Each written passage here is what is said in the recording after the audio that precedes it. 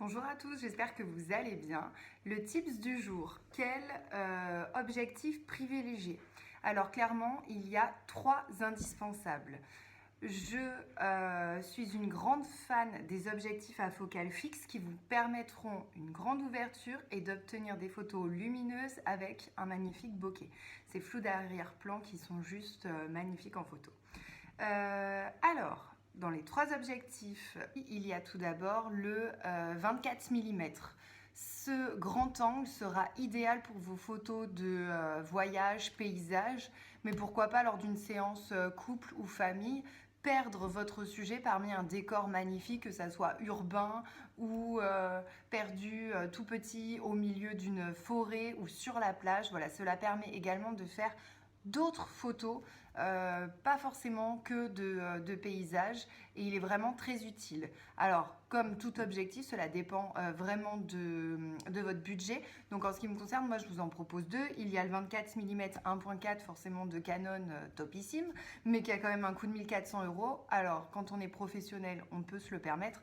Par contre, si on se lance ou que c'est vraiment par passion, je vous conseille le 2.8 qui fera son boulot et pour 150 €.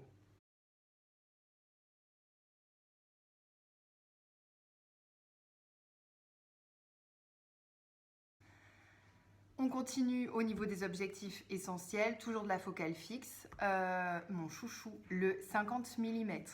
Alors le 50 mm, il vous permettra de magnifiques portraits, mais aussi d'isoler votre sujet en pointant sur en faisant une mise au point sur quelque chose de précis que vous souhaitez mettre en valeur et créer de magnifiques flous autour. Cet objectif vous permettra également d'effectuer des photos très lumineuse avec une lumière très très basse. Donc vraiment, je vous le conseille. Pour moi, c'est l'indispensable numéro 1, mon chouchou. Bien évidemment, on continue selon les budgets. Il y a le 1.2 L aux alentours de 1400 € de souvenir. Le 1.4 est plus abordable. Voilà, après c'est à vous de voir. Mais vraiment, ça vous permettra autant d'avoir votre sujet pris en entier, mais également de beaux portraits. C'est l'objectif que j'ai acheté en premier et vraiment je ne m'en sépare jamais.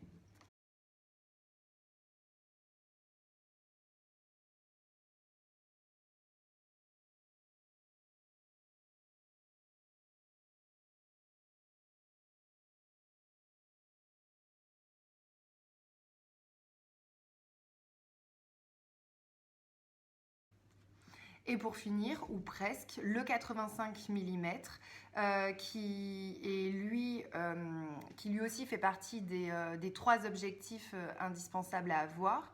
Dans ce cas-là, vous travaillerez plus proche de votre sujet, voilà, davantage de portraits, également la photo de détail. Donc pour moi, vraiment pour avoir une valise au complet, notamment si vous souhaitez faire des shootings couple, famille, mais surtout des mariages, le 24, le 50 et le 85 mm. Une fois encore, là vous avez bien évidemment le 1.2, 1.4 qui vont de 1000 à 2000 €.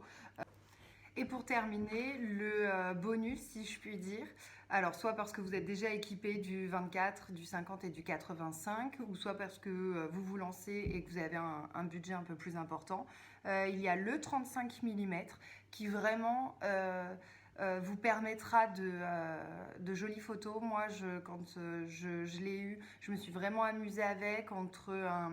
Je trouve qu'il met vraiment en valeur le sujet pour le coup.